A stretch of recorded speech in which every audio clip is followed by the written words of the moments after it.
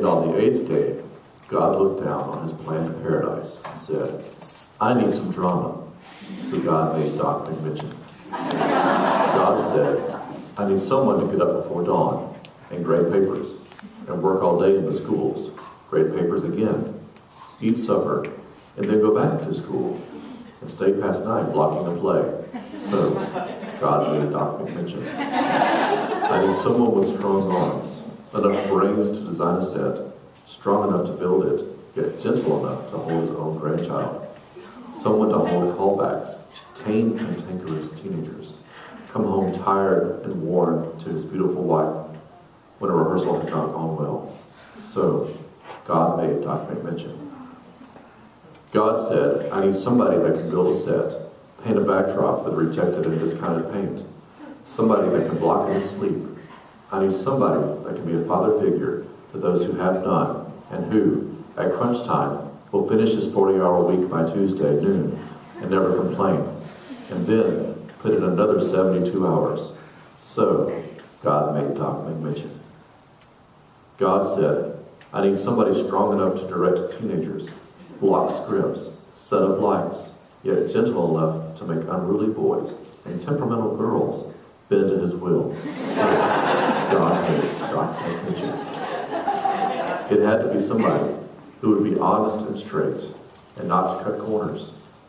Somebody to gain the trust and respect of everyone he met and earn the love and loyalty of those that were privileged to be cast in his plays. God needed somebody that could relate well to teenagers, to their parents, and to the teaching staff and administrators. He needed somebody to teach and inspire, and feed and sing, and direct and build, and paint and light. Somebody to spark our imaginations, and then load up the set, drive 3 hours to unload it, and run a tech rehearsal so we could compete and do it all over again. And when he's done with that, he loads up and drives to his own church. Somebody to bail his own family together with the soft, tender bonds of sharing, who'd laugh and then sigh, and then respond with smiling eyes when his own son says he wants to spend his life doing what Dad does. So God made Doc McMichen. And when God was through with his wonderful creation, he looks down on his planned paradise. He saw all the wonderful dramas that had been made by his director, and he was well pleased.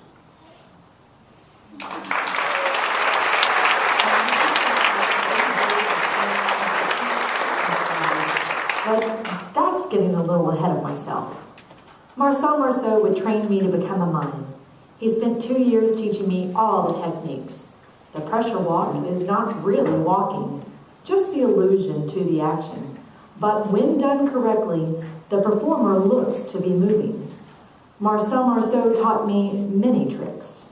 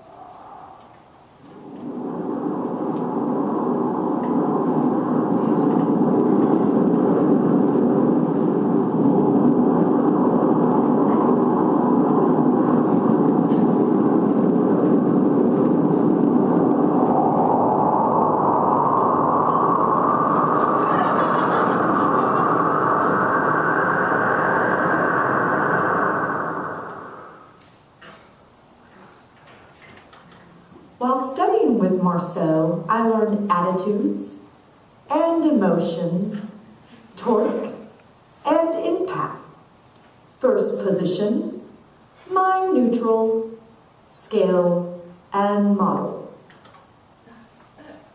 I learned a lot those 2 summers I spent with the world's greatest mime, but they pale in comparison to the 2 years I spent being a student of Richard McMichen's.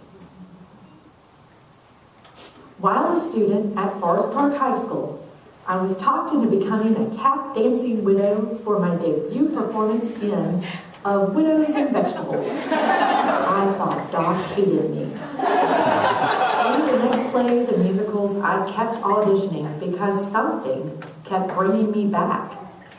It's something everyone in this room has felt because you've come to pay tribute to it tonight. There is a kindness in Doc that resonates within your soul when you meet someone that is truly, genuinely nice. It didn't take me long to realize that Doc just loves everybody. That's his magic. Where Marcel Marceau would give breath, Doc McMichen would give life. When Marceau would show you why something could not be done, Doc would think outside the box and bring about a totally unexpected answer. Marcel Marceau would oftentimes wear a frown. He was French after all. But Doc is always cheerful. Doc is always there for you. Doc is my very dear friend. Because God knew that each and every one of us would need Doc McMichen in our lives.